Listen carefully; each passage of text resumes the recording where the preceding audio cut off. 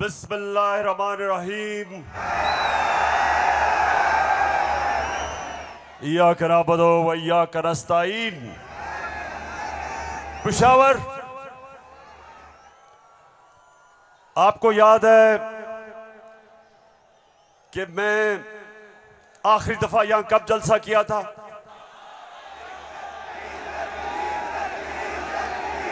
जब एक बैरूनी साजिश के तहत हमारी हुकूमत को गिराया गया, तो पहला जलसा मैंने उसके बाद अपने पेशावर की आवाम के पास आके किया। और माशाअल्लाह पेशावर, जब भी मैं आपको कॉल देता हूं, कभी आपने मुझे मायूस नहीं किया। बहुत बहुत शुक्रिया। अच्छा पेशावर, आज मैंने बात तो आपसे करनी थी सैलाब की। कल मैं सखर गया और मैं आपको यकीन दिलाता हूं कि अल्लाह ने हमारे पाकिस्तानियों को, खास तौर पे सिंध, बलूचिस्तान, डीजी खान, राजनपुर, डीआई खान, टांक और यहां ऊपर स्वात, गिलगित बल्तिस्तान, अल्लाह ने हमें बड़े इम्तिहान में डाला है। और सिंध में खास तौर पे मैं बात तो सिंध की करना चाहता था कि बहुत हमारे सिंध के पाकिस्तानी बड़ी मुश्किलों में हैं। लेकिन मैं आज बात करना चाहता हूं, जिस तरह का प्रोपेगेंडा चल रहा है, और खास तौर पे कल एक बड़ा मुनज़्ज़म प्रोपेगेंडा चला है, तो मैं उसके ऊपर पहले बात करूंगा और फिर आपसे पेशावर मजीद बातें होंगी। सबसे पहली चीज, मेरे पाकिस्तानियों, हम सबको एक चीज समझनी चाहिए कि कोई कौम, पेशावर, मेरी कोशिश ये है कि मेरा ये सारे जो नौजवान यहां खड़े हैं, मैं आपकी तरबियत भी करूं, आप में सियासी शऊर पैदा करूं, आपको समझाऊं कि हकीकी आजादी क्या है, आपको समझाऊं कि ला इलाहा इल्लल्लाह ये कैसे एक इंसान को आजाद करता है। कैसे जब अल्लाह से आप दावा करते हैं कि अल्लाह तेरा सिवा कोई खुदा नहीं, तो आप अपनी वो जंजीरें तोड़ते हैं जो इंसान को जमीन पे रखता है, इंसान की परवाज रोकता है। ये जंजीरें परवाज रोकती हैं इंसान की, उसकी अजमत की। और मेरे नबी सल्लल्लाहु अलैहि वसल्लम ने मदीना में ला इलाहा इल्लल्लाह से इंसानों को आजाद कर दिया। छोटे इंसान बड़े इंसान बन गए। वो अरब जिनकी कोई हैसियत नहीं थी, चंद सालों में, पेशावर, चंद सालों में दुनिया की इमामत की उन्होंने। ये तारीख का हिस्सा है। और मेरी भी कोशिश है कि मैं अपनी कौम की जो जंजीरें बंधी हुई हैं जमीन से, जो हम ऊपर परवाज नहीं कर पा रहे हैं, मेरी भी कोशिश ये है कि मैं अपने नबी सल्लल्लाहु अलैहि वसल्लम की सुन्नत पे चलते हुए अपनी कौम को जगाऊं और कौम को आजाद करूं, ताकि ये जंजीरें टूटे और मेरी कौम ऊपर परवाज करे। तो सबसे पहले ये जो प्रोपेगेंडा किया जा रहा है, ये जो चोरों का टोला एक अमरीकी साजिश के तहत इस मुल्क पर मुसल्लत किया गया, ये जो साजिशी टोला ये जो इस मुल्क का 30 साल से खून चूस रहा था, आज हमारे ऊपर बिठाया गया, हमारी बेहतरी के लिए नहीं, इस कौम को नीचा बनाने के लिए, कमजोर करने के लिए। और इसलिए मैं आपके पास आया हूं, दूसरी दफा आया हूं कि पेशावर, मैंने इंशाअल्लाह आपको अपनी हकीकी आजादी की तहरीक में शामिल करके पाकिस्तान को एक अज़ीम कौम बनाना है। जो इलामा इकबाल की ख्वाब थी, वो कौम जो कि इंशाअल्लाह वर्ल्ड लीडर्स बनाएगी, जो खुशहाल होगी, जिधर हरे पासपोर्ट की दुनिया इज्जत करेगी, जिधर जब, और इंशाअल्लाह एक दिन आएगा जब हमारे पाकिस्तानी पाकिस्तान से बाहर जाएंगे तो दुनिया कहेगी कि वो देखो पाकिस्तानी आ रहा है।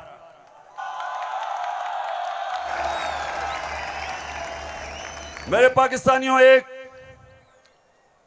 एक ऐसा वक्त था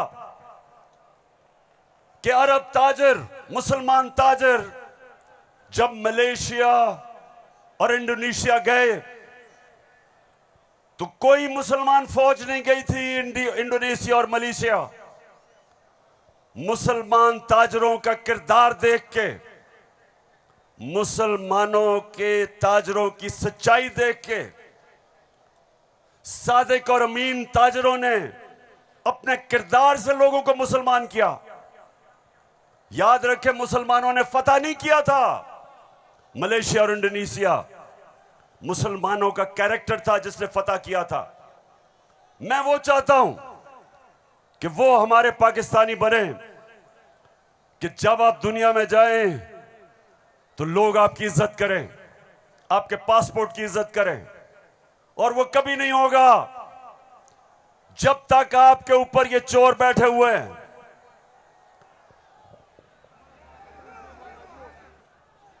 शहबाज शरीफ, मैं चाहता हूं पेशावर जरा गौर से, क्योंकि आज मैंने बड़ी वीडियोस दिखानी है आपको।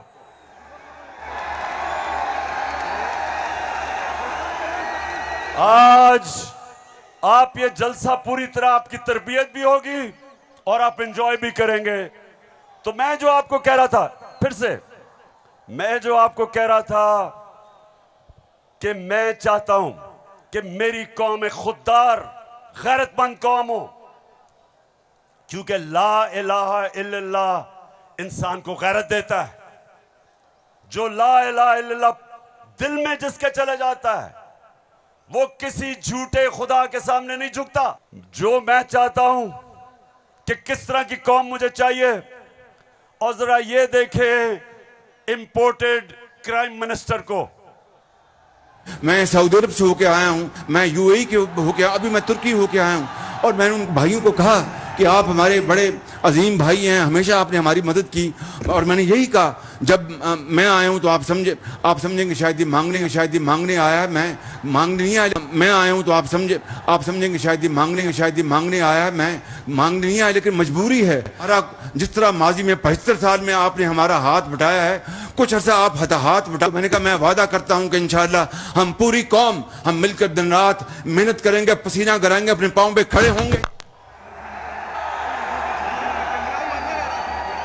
क्यों पेशावर, सुन लिया? ऐसे आदमी को आप अपना प्राइम मिनिस्टर मानते हो?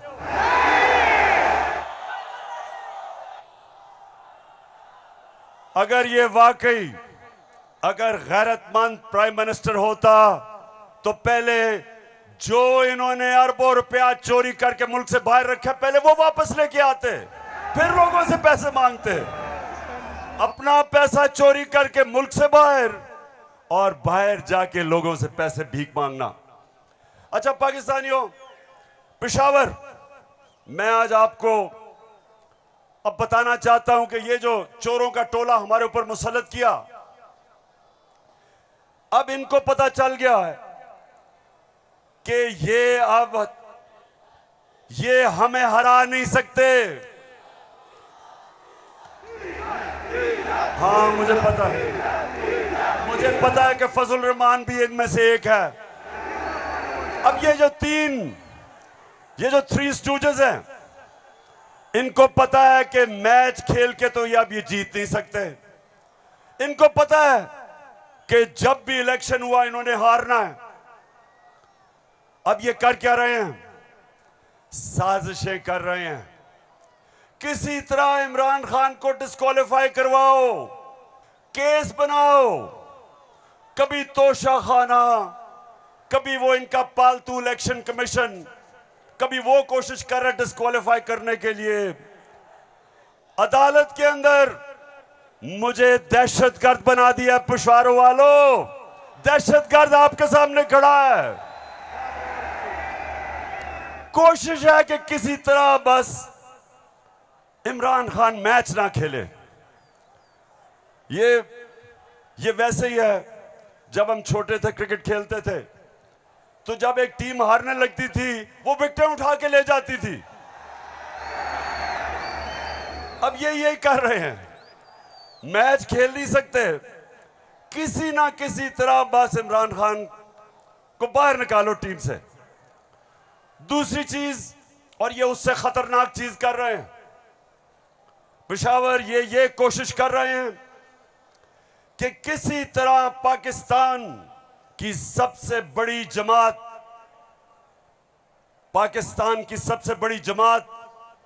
इसको किसी तरह पाकिस्तान की फौज से लड़ाया जाए। ये इनकी दूसरी कोशिश है। पहले डिस्क्वालीफाई करो और साथ साथ कोशिश करो कि पाकिस्तान की फौज के खिलाफ प्रोपेगेंडा करके लड़वाएं, और फिर पाकिस्तान की अदलिया के खिलाफ कि पाकिस्तान के अदारे किसी तरह तरीके इंसाफ के खिलाफ हो और ये किसी तरह मैच जीत जाएं। बस मैं आज आपको वीडियोस दिखाने लगा हूं, और मैं उससे पहले आपको बताऊं कि कोशिश इनकी क्या है। जो कुछ मैं कहता हूं, इनका प्रोपेगेंडा सेल बैठा हुआ है, वो हर चीज को मोड़ के कोशिश करता है कि या किसी तरह अदालत मेरे खिलाफ हो या किसी तरह फौज मेरे खिलाफ हो। अब मैंने क्या कहा था, मैंने अभी चंद रोज पहले क्या कहा, परसों मैंने क्या कहा, मैंने ये कहा कि फौज का जो आर्मी चीफ होता है उसको मेरिट पे सिलेक्शन होनी चाहिए।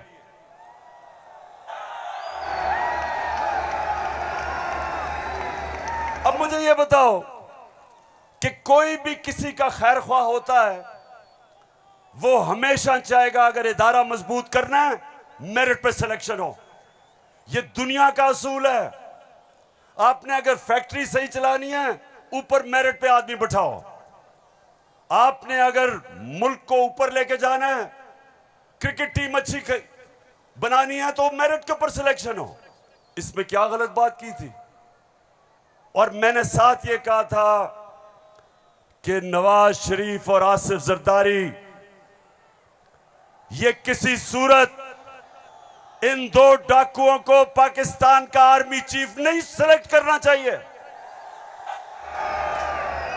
ये क्यों कहा था मैंने ये इसलिए कहा था, सबसे पहले नवाज शरीफ मुल्क का मुजरिम है, अरबों रुपए की प्रॉपर्टीज बाहर इसकी पनामा में पकड़ा गया, सजा हुई इसको, झूठ बोल के मुल्क से बाहर भागा, मफरूर है। मुझे यह बताएं पेशावर, जरा मुझे यह बताएं कि क्या एक चोर को, एक मफरूर को, एक भगौड़े को जो मुल्क से बाहर पैसा ले जाता है, क्या उसको पाकिस्तान का आर्मी चीफ सिलेक्ट करना चाहिए? जरा मुझे बताएं। और इधर बात खत्म नहीं होती। दूसरी, डॉन लीक्स क्या थी? हिंदुस्तान पाकिस्तान की फौज को कह रहा था ये दहशतगर्दी कर रही है। हिंदुस्तान उस वक्त के पाकिस्तान के सिपा सलार रहील शरीफ को कह रहा था ये दहशतगर्दों का सरदार है। और डॉन लीग्स में क्या चीज सामने आती है? बजाय नवाज शरीफ और नून लीग अपनी फौज के साथ खड़े हो, वो हिंदुस्तान को पैगाम पहुंचाते हैं कि जी हम कुछ नहीं कर रहे, फौज सब कुछ कर रही है। अपने से फौज को अलग कर लिया। काठमांडू में सार्क मीटिंग में बरका दत्त किताब में लिखती है कि नवाज शरीफ छुप छुप के नरेंद्र मोदी को मिल रहा था अपनी फौज से डर के। और दूसरी तरफ आसिफ जरदारी वो अमेरिकनों को कहता है, अपने अमेरिका में पाकिस्तान का एम्बेसडर हुसैन हक्कानी वो जाके अमेरिकनों को, एडमिरल मलन को कहता है कि जनाब गवर्नमेंट को और जरदारी की गवर्नमेंट को पाकिस्तान की फौज से बचा लो। ये वो लोग हैं, बताओ मुझे, ये आर्मी चीफ सेलेक्ट कर सकते हैं? क्या हम इतने अहम ओहदे इन दोनों चोरों के हाथ में देंगे? नहीं देंगे। लेकिन तीसरी चीज पेशावर सुनो, इन्होंने सबको, मैंने बार बार आपको वो मुरासला दिखाया जो अमरीकी अंडर सेक्रेटरी ने धमकी दी पाकिस्तान को, पाकिस्तान के एम्बेसडर असद मजीद को, कि अगर तुमने इमरान खान को ना हटाया तो पाकिस्तान को मुश्किलों का सामना करना पड़ेगा। और नो कॉन्फिडेंस मोशन में अभी टेबल नहीं हुई थी, तब वो धमकी देता है। और सबको पता है उसके बाद क्या हुआ। नो कॉन्फिडेंस आता है, चोरी के पैसे से मेंबर पार्लियामेंट खरीदे जाते हैं, करप्शन के पैसे से लोटे बनाए जाते हैं। और आपका भी एक बहुत बड़ा लोटा था। कौन लोटा था आपका? एक ही पख्तूनख्वा से लोटा आया और बहुत बड़ा लोटा था वो। लोटों पे पैसा चलता है, लोटों पे नोट चलते हैं, और उसके बाद हमारी हुकूमत गिराई जाती है और इनको इंपोर्टेड हुकूमत ऊपर लगाई जाती है। और मेरा तीसरा सवाल है कि क्या वो लोग जो बाहर से मुसल्लत किए गए हैं, जिनके पैसे और दौलत बाहर पड़ी है, क्या उनको पाकिस्तान के आर्मी चीफ को अपॉइंट करना चाहिए? बताओ। ने ये कहा और कहते कि जनाब इमरान खान तो फौज के खिलाफ है।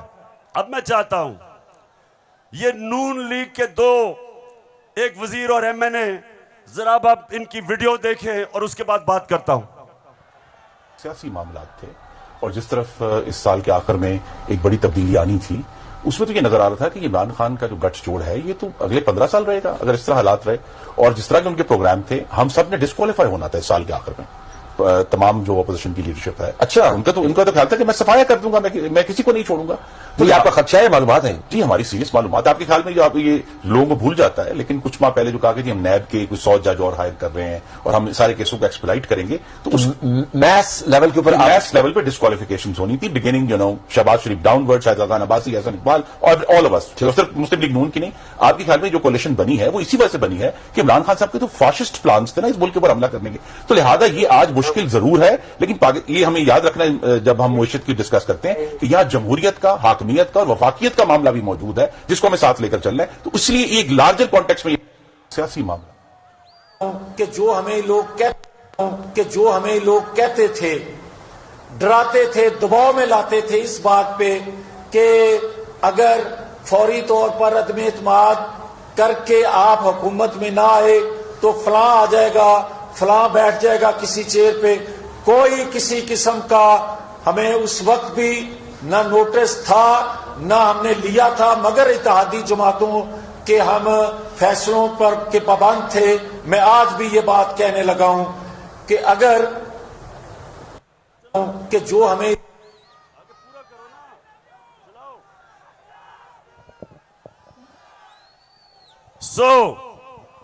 इसलिए ये हुकूमत हमारी गिराना चाहते थे कि इमरान खान एहतसाब ना कर दे। डर यह था कि अगर इमरान खान रह गया तो ये जेल में चले जाएंगे, क्योंकि इन्होंने जो चोरी किया वो पकड़ी जाएगी। मतलब यह कि ये इसलिए गिराना चाहते थे, महंगाई वजह नहीं थी, माइशत वजह नहीं थी, वजह सिर्फ एक थी कि इन्होंने एनआरओ लेना था और 1100 अरब रुपया अपना माफ करवाया। अब मैं ये चाहता हूं कि ये जो नून लीग प्रोपेगेंडा कर रही है कि इमरान खान फौज के खिलाफ है, जरा सुने कि इनके लीडर्स ने फौज के खिलाफ क्या बातें की। और मैं चाहता हूं मीडिया इसको दिखाए ताकि पता चले कि ये जो लोग आज इक्तिदार में बैठे हैं और ये हर रोज प्रोपेगेंडा कि किसी तरह तहरीक इंसाफ और फौज की लड़ाई हो जाए, जरा ये सुने कि इन्होंने फौज के मुताल्लिक क्या बातें की थी। कमर जावेद बाजवा साहब, आपने हमारी अच्छी भली चलती हुकूमत को रुखसत करवाया, जजों से जोर जबरदस्ती से फैसले आपने लिखवाए। फौज के जवानों और अफसरों के नाम जब आप किसी फर्द वाहिद या मफाद परस्त टोले के लिए आइन तोड़ने के मुर्तकिब होते हैं, वहाँ आप खुद अपनी कौम को, अपने मुल्क और अपने लोगों को आइन शिकनों के रहमो करम पर छोड़ रहे होते हैं। हाँ, नवाज शरीफ ने ये जरूर किया कि उसने किरदारों और इदारों के दरमियान एक वाज़े लकीर खींच दी है। एक या दो अफराद इदारा नहीं हुआ करते, एक या दो अफराद इदारों की बदनामी का बायस बना करते हैं।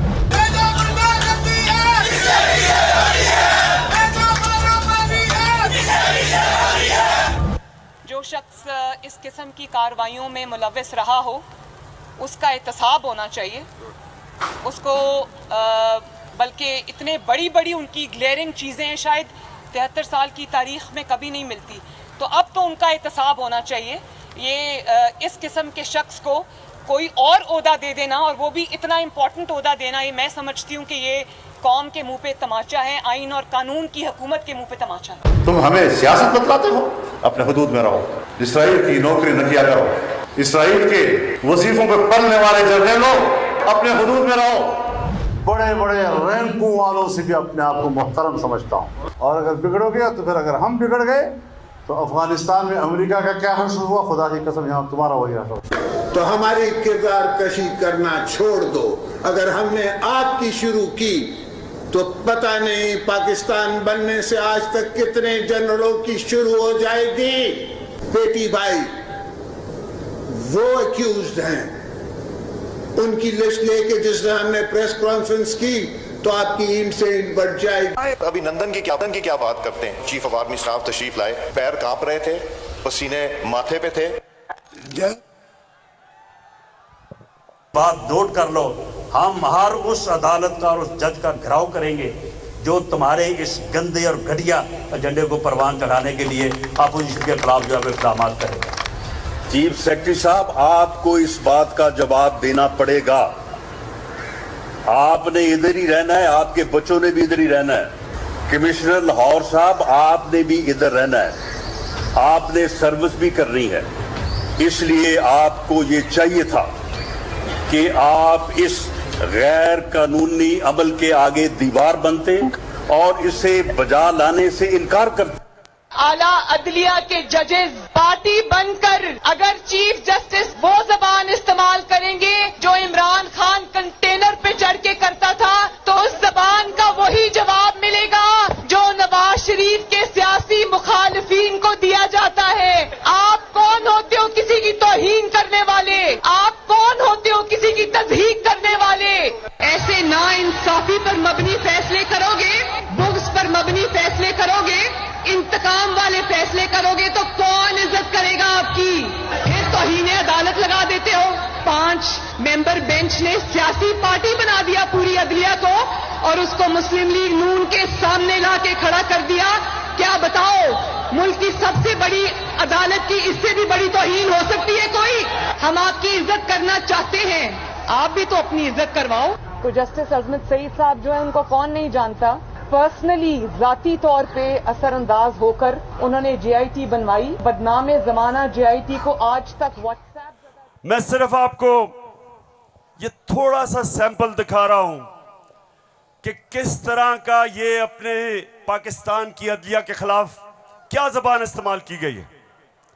और मैं अपना आपको बता दूं, आज से 26 साल पहले जब मैंने सियासत शुरू की तो उसको इंसाफ की तहरीक का, आजाद अदलिया के लिए सबसे पहले हम खड़े हुए। जेल में वाहिद सियासी लीडर था जो आजाद अदलिया के लिए जेल में गया। 2008 की इलेक्शन बॉयकॉट की अपनी अदलिया के लिए। उसके बाद जब हम इक्तदार में आए तो इस्लामाबाद में 50 साल के बाद पहली दफा जुडिशल कॉम्प्लेक्स बनाया अपने जजेस के लिए। मैं ये इसलिए आपको कह रहा हूं कि जो कानून की बालादस्ती, रूल ऑफ लॉ, कोई माशरा आगे नहीं बढ़ सकता जब तक वहां इंसाफ नहीं होता, और इंसाफ देती है अदलिया। इसलिए हमने हमेशा अपनी अदलिया की इज्जत की है। ये जो नून लीग के लोग हैं जो आज जिस तरह की जबान इस्तेमाल कर रहे हैं, सोशल मीडिया पे अटैक कर रहे हैं इस्लामाबाद के चीफ जस्टिस को, ये कभी, मैं आपको ये बता रहा हूं कि मैंने कभी अपनी पार्टी को इजाजत नहीं दी कि अदलिया को अटैक करे, क्योंकि आखिर में इंसाफ होगा तो मुल्क में खुशहाली आएगी, और इंसाफ अदलिया देती है। मुझे बड़ा जनाब इन्होंने कहा कि देखें इमरान खान ने कोई बड़ी गलत जबान इस्तेमाल कर दी। मैं आप सबके सामने आज ये कहना चाहता हूं कि मैं अपनी अदलिया की इज्जत करता हूं, लोअर कोर्ट्स की इज्जत करता हूं।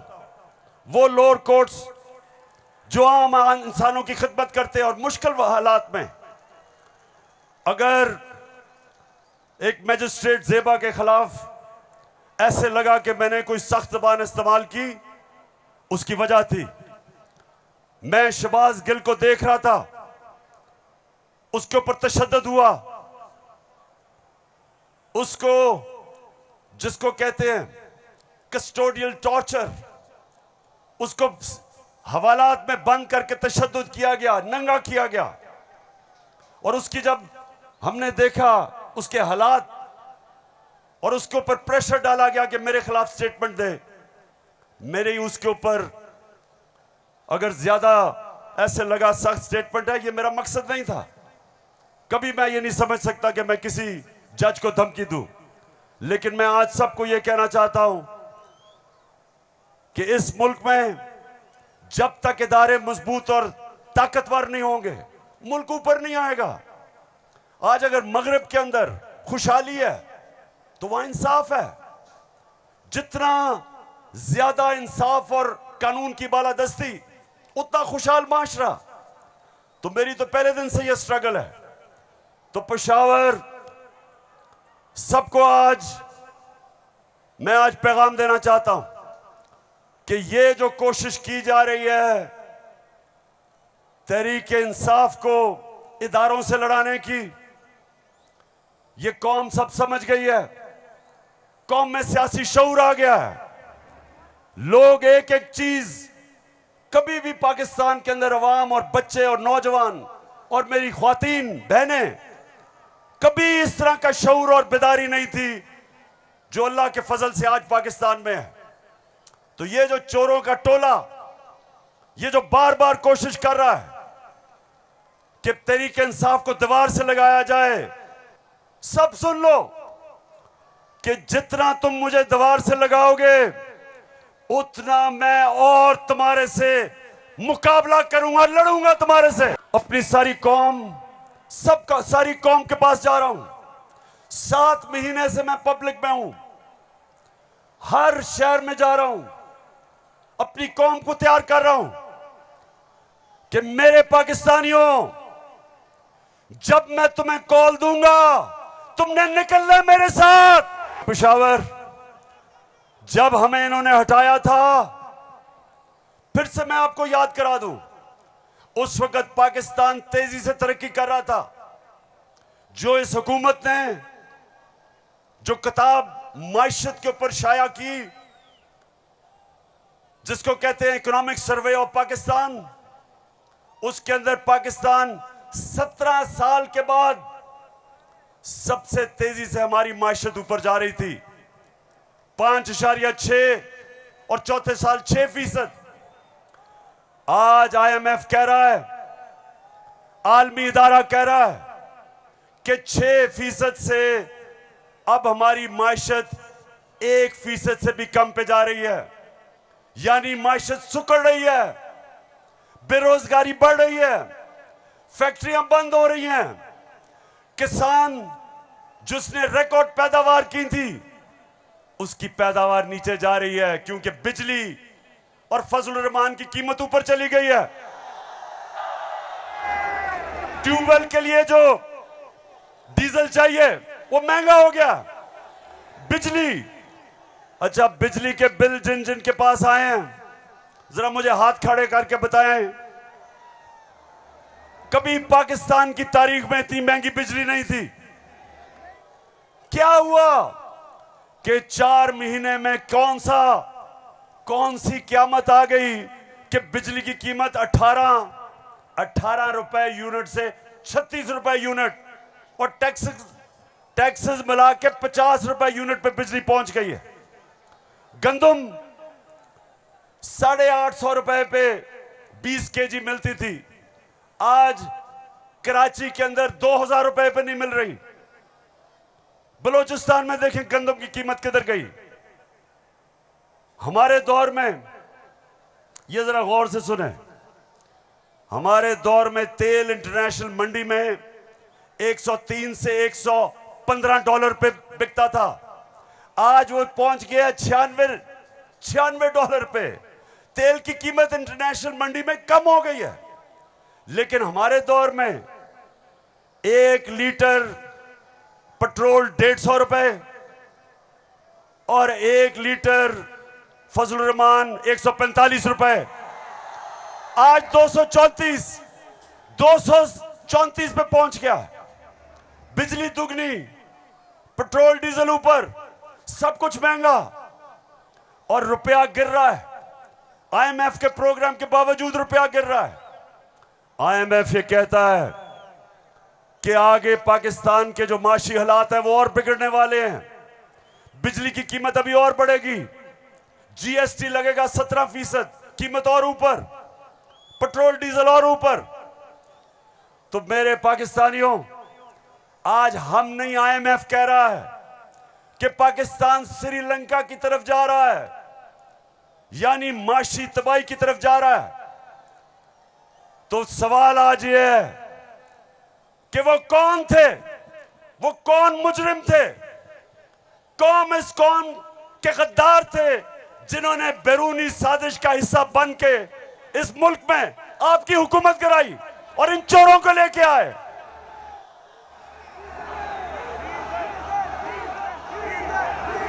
मैं अब जरा जो आपको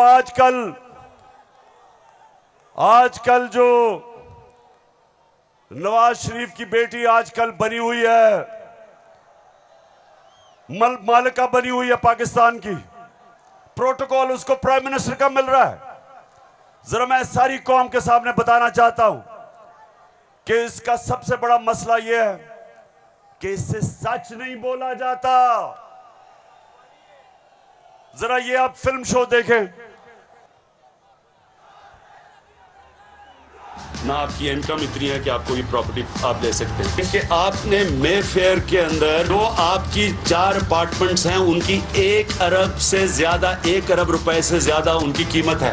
अब 4.5 अरब तक पहुंच गई है उनकी कीमत। आपने अपनी जो टैक्स में टोटल आमदनी बताई है 94 में, तो 1.5 लाख रुपए है। मुझे ये बताएं कि आपने अरबों रुपए की मे फेयर में प्रॉपर्टी खरीदी कैसे? सुन लिया? ये आज से 10 साल पहले मैंने पूछा कि बताएं आपने आमदनी तो अपनी दिखाई नहीं, तो ये अरबों रुपए की बर्तानिया के सबसे महंगे शहर लंदन के सबसे महंगे इलाके में आपने अरबों रुपए की प्रॉपर्टी कैसे ली? तो जरा आप ये सुने, जवाब आता है। बात ये है कि जिन अरबों रुपए की मे फेयर की प्रॉपर्टीज की ये बात कर रहे हैं, ये तो पहले पता नहीं है। बताएं कौन सी प्रॉपर्टीज है, लाएं, दिखाएं, उसका कोई प्रूफ लाएं। सुन लिया? कहते किधर है ये प्रॉपर्टी, किसकी बात कर रहे हैं? अब ये जरा मरियम बीबी को भी सुन लो कि इस तरह मुझे लगा कि आप लोगों को बेवकूफ नहीं बना सकते। मेरी सेंट्रल लंदन में प्रॉपर्टीज तो दूर की बात है, मेरी पाकिस्तान में भी कोई प्रॉपर्टी नहीं है। मैं अपने वालिद के साथ है और मुझे समझ नहीं आई कि मेरी और मेरी वालदा की और बहन भाइयों की प्रॉपर्टीज ये कहाँ से निकाल के ले आए हैं। मेरे नाम पाकिस्तान में कोई प्रॉपर्टी नहीं है, ये तो इंग्लैंड की बात है। सुन लिया? सुन लिया पेशावर? सुन लिया आपने? मेरी बहनों, आपने सुन लिया कि लंदन तो छोड़े, मेरी पाकिस्तान में भी कोई प्रॉपर्टी नहीं है। मेरे तो बहुत बुरे हालात हैं। अब मरियम बीबी को नहीं पता था कि एक इंटरनेशनल इंकशाफ होता है, पैनामा पेपर्स। दुनिया में जो सीक्रेट डॉक्यूमेंट्स हैं वो लीक हो जाती हैं। बड़े बड़े दुनिया में प्राइम मिनिस्टर और वजीर सब पकड़े जाते हैं, उसमें हमारे शरीफ खानदान भी फंस जाता है। नवाज शरीफ, मरियम नवाज, हसन नवाज और हुसैन नवाज के बैरून मुल्क खुफिया असासों का इंकशाफ। पनामा लीक्स ने बैरून मुल्क खुफिया दौलत का भांडा फोड़ दिया। सुन लिया? अब ये सुना, ये इंकशाफ हो गया। जब इंकशाफ हुआ तो मरियम के भाई हुसैन शरीफ क्या कहते हैं, ये जरा सुन लें। मैं इस बात को तस्लीम करता हूँ कि अल्हम्दुलिल्लाह पाक लेन के ऊपर जो अपार्टमेंट्स हैं वो अल्हम्दुलिल्लाह हमारे हैं। मैं इस बात को तस्लीम करता हूँ कि उनको ऑफशोर कंपनीज नेस्कॉल लिमिटेड और नीलसन लिमिटेड जो है उनको ओन करती हैं। और मैं आपको ये भी अर्ज करता हूँ, उनको होल्ड कर रही है इस वक्त मरियम नवाज शरीफ, मेरी हमशीरा जो है। पेशावर सुन लिया कि छुपाई हुई थी प्रॉपर्टीज। एक हदीस है कि शैतान आप इंसान के गुनाह दुनिया में नशर कर देता है। वो दुनिया में नशर हो गए, उन्होंने कहा हमारी प्रॉपर्टीज नहीं, प्रॉपर्टी सामने आ गई। अब ये मैं आपको समझाने की कोशिश कर रहा हूं। असल में नवाज शरीफ की प्रॉपर्टी थी। मरियम बेचारी के पास किधर से पैसा आया? पैसा तो नवाज शरीफ का था। क्यों छुपा रहा था? क्योंकि आपके चोरी का पैसा था, अवाम से पैसा चोरी किया था। चोरी और करप्शन में क्या फर्क? चोरी होती है जो जेब कुतरा करता है, जो आपके घर में चोरी होती है, जो साइकिल चोरी होता है, मोटरसाइकिल, इंसान को नुकसान पहुंचता है। करप्शन, मुल्क का पैसा चोरी करने को करप्शन कहते हैं। और मुल्क तबाह होते हैं करप्शन से। जो पैसा आपकी तालीम पे, अस्पतालों पे, सड़कों पे, गुर्बत कम करने पे, जो पैसा वहां खर्च करना होता है इनकी जेबों में चला जाता है, मुल्क से बाहर चला जाता है। इसलिए कौम में गरीब इसलिए नहीं होती कि उनके पास वसाइल नहीं है, असासे नहीं है। कौमें गरीब तब होती हैं जब उनके अपने सरबराह मुल्क को पैसा चोरी करके बाहर ले जाते हैं। तो ये जो आज हमारे ऊपर मुसल्लत किए हुए हैं, सारी कौम तैयार हो जाए। मैं कभी इनको कबूल नहीं करूंगा। मैं कभी इनकी गुलामी कबूल नहीं करूंगा। हाथ खड़ा करके बताओ आप तैयार हो जब मैं आपको कॉल दूंगा? आपने सब तैयार होना है। जिस तरह मैं आपको कह रहा हूं, कहता रहा हूं, मैं हूं आपका कप्तान और आप मेरी टीम हो। और ये वर्ल्ड कप हमने पाकिस्तान की हकीकी आजादी के लिए जीतना है। एक अजीम मुल्क बनाना है पाकिस्तान को। हमेशा आजाद मुल्क ऊपर जाते हैं, गुलाम मुल्कों की परवाज नहीं होती। हम ये नहीं चाहते कि हम किसी दुनिया के मुल्क से लड़ाई करें। हम अमेरिका को, मैं बार बार कहूं कि अमेरिका, हम अमन में आपके साथ हैं, किसी जंग में हम आपके साथ नहीं हैं। हम दोस्ती चाहते हैं, लेकिन हम किसी सूरत आपकी गुलामी नहीं चाहते। हम अपनी जमीन नहीं इस्तेमाल होने देना चाहते किसी और लड़ाई के अंदर। हम नहीं चाहते कि हमारी जमीन इस्तेमाल हो किसी भी दुनिया के मुल्क के ऊपर आप किसी किस्म की जारियाना कार्रवाई करें। हम ये नहीं चाहते। हम फिर से कहते हैं, हम अमन में सबके साथ हैं। हम तो हिंदुस्तान से भी अच्छी दोस्ती करेंगे, लेकिन पहले कश्मीरियों को उनका हकूक दो, उनकी स्टेटहुड वापस करो। हम हिंदुस्तान से भी बातचीत कर लेते, लेकिन हम किसी सूरत अपनी आजादी के ऊपर सौदा कभी नहीं करेंगे।